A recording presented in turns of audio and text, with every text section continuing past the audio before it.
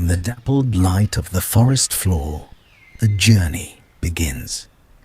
This is Jazzy, a mother of the troop, moving with purpose. Cradled close to her chest is her most precious cargo, her infant daughter, still new to this world. Their destination, a familiar clearing where the rest of the family gathers. But in the wild, no journey is solitary. Walking a respectful distance behind, a companion and fellow guardian, Babette. Together, they navigate the tangled understory, a silent procession of care and community.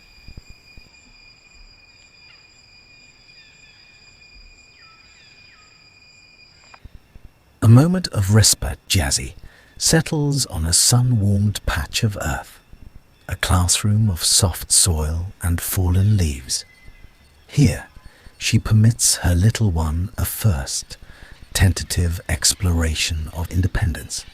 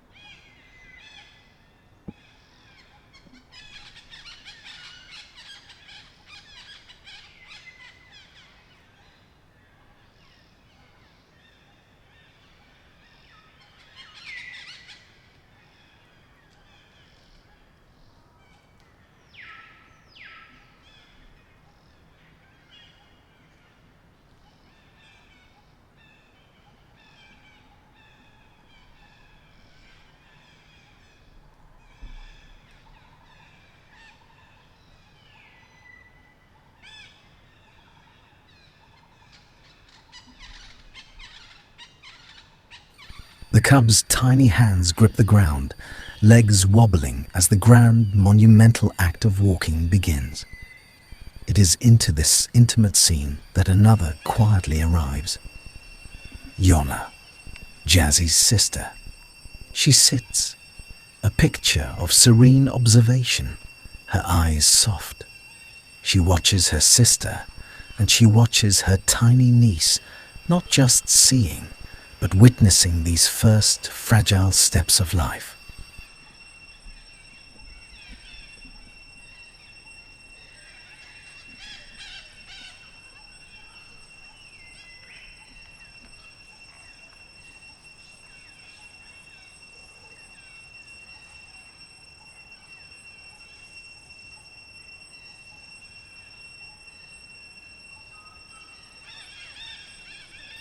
Side by side, the sisters sit. No words pass between them. None are needed in the language of kin. Their shared focus is the little one, a living, stumbling bond between them.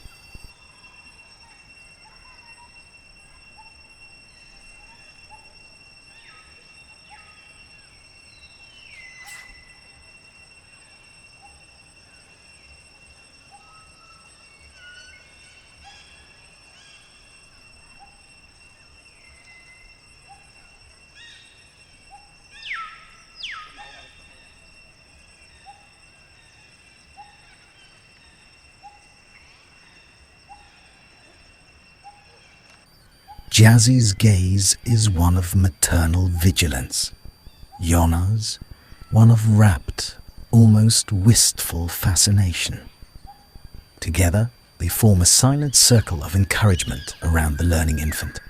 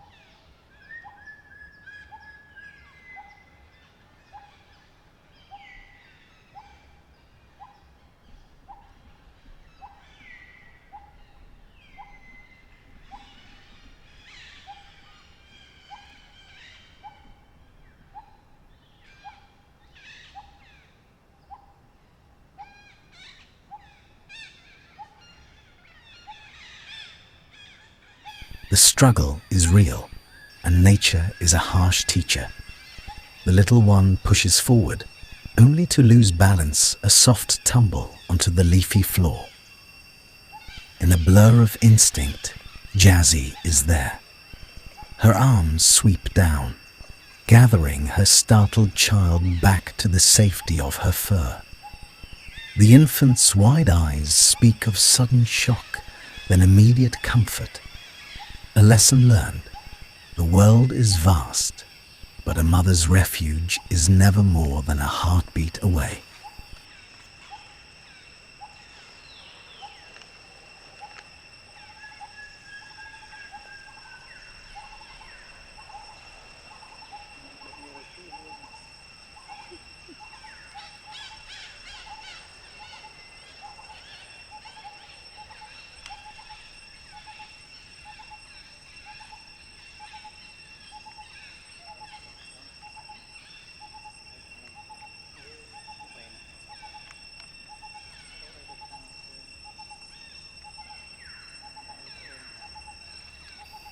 The memory of the fall lingers.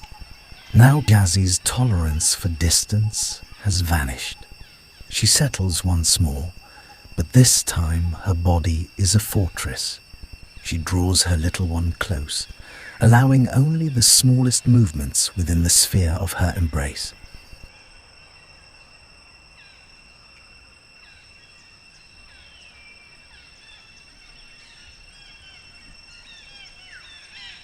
The earlier freedom is momentarily revoked, replaced by the primal need to protect. Adventure must wait.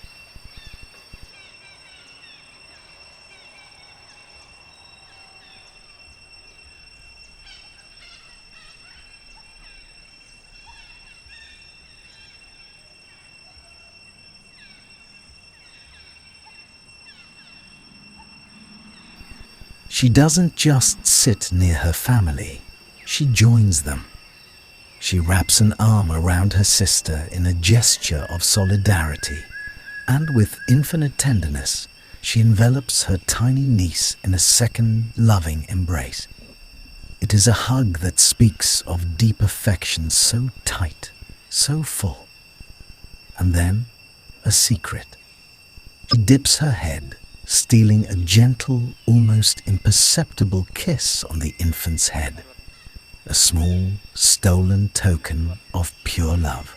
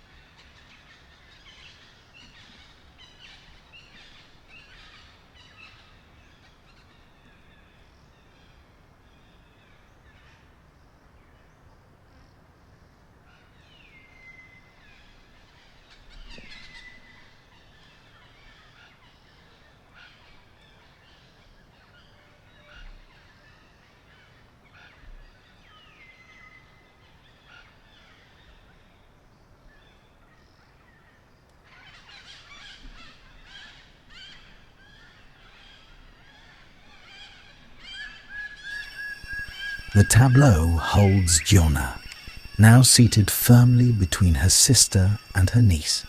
Her embrace remains firm. Yes, indeed, very tight, as if trying to imprint the feeling.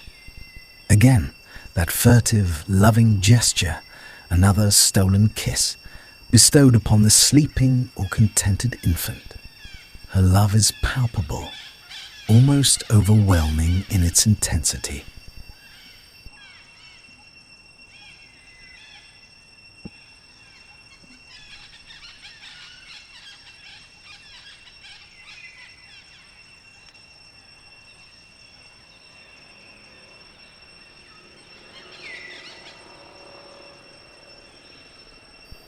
But then, a change. JONNA's serene expression shifts to one of calculation. Her eyes dart left, then right, assessing the forest, the troop, her sister's momentarily diverted attention. Her arms, still wrapped around her niece, tighten with new purpose. This is no longer just a hug. It is a preparation. In one fluid, decisive motion, she rises, clutching the infant to her chest, and strides quickly, purposefully, away from Jazzy. The reaction is instantaneous. Maternal alarm triggers a lightning response. Jazzy is on her feet, crossing the space in bounds. There is no aggression, only urgent reclamation. She reaches JONNA, and with firm, deliberate hands, she retrieves her child, drawing the little one back into the cradle of her own arms. The unspoken reason hangs in the air, a mother's fear of the unknown, of dangers real or perceived, when her offspring is taken beyond her sight. A remarkable thing happens then. There is no reprimand, no lasting anger in Jazzy's demeanor. She seems to understand the complex heart of her sister. She knows this was not malice, but love misguided perhaps, but genuine. The tension dissolves as quickly as it arose. They sink back to the forest floor, and for a moment they simply hug sister to sister.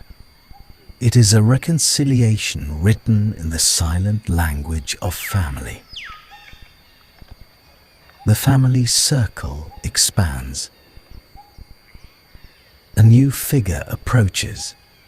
Nanda, another mother of the troop, her own young child clinging to her back. Jazzy, ever the diplomat of social bonds, moves forward to greet them. There are soft vocalizations, gentle touches, a ritual of reaffirming bonds and peaceful coexistence. The clearing is now a nursery of multiple generations.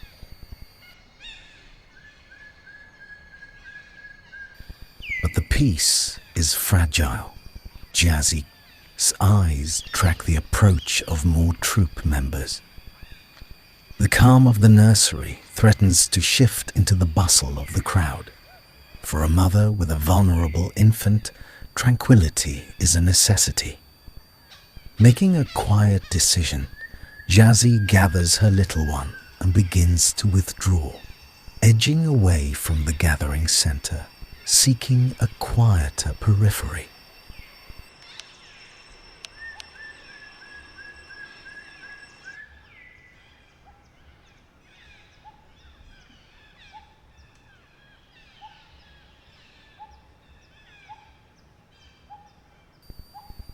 Her retreat leads her to a vantage point, a large, flat stone warmed by the fading sun. It is not empty. Here, some of the troop's younger, less rambunctious members lounge, accompanied by Jazzy's own younger sister. It seems a haven, a place of relative calm and elevated safety.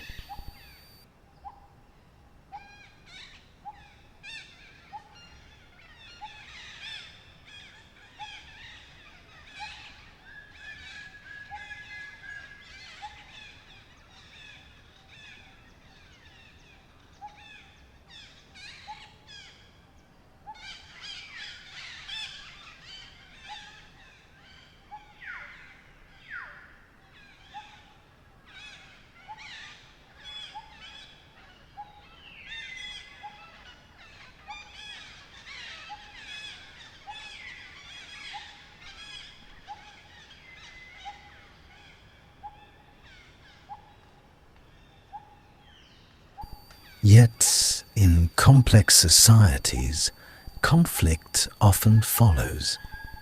Nanda's adolescent daughter detaches from the main group and approaches the stone. Her posture is not playful, but provocative, a young member testing boundaries. Jazzy, unwilling to subject her infant to even petty strife, makes her choice. Slowly, deliberately, she descends from the stone, leading her child further away, putting distance between them and the stirrings of trouble.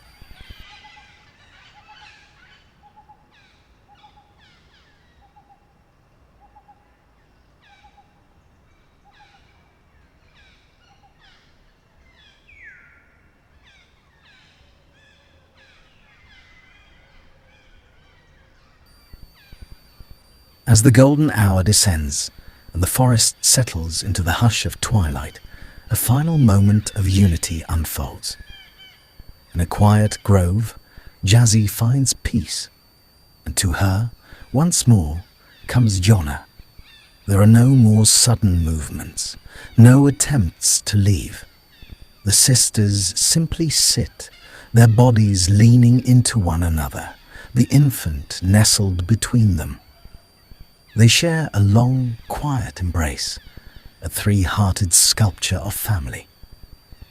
Together, they wait, watching the light fade, sharing warmth against the coming cool, united in their vigil until it is time to climb, as one, into the sheltering arms of the sleeping trees.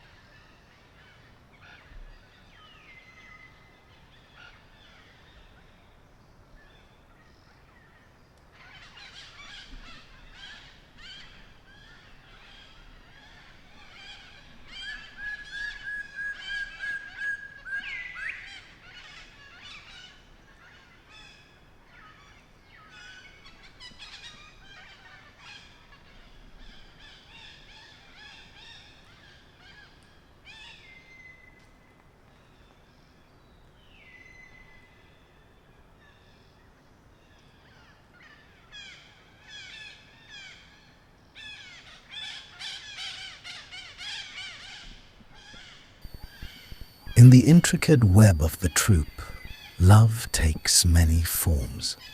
The fierce, protective love of a mother, the admiring, sometimes impulsive love of an aunt.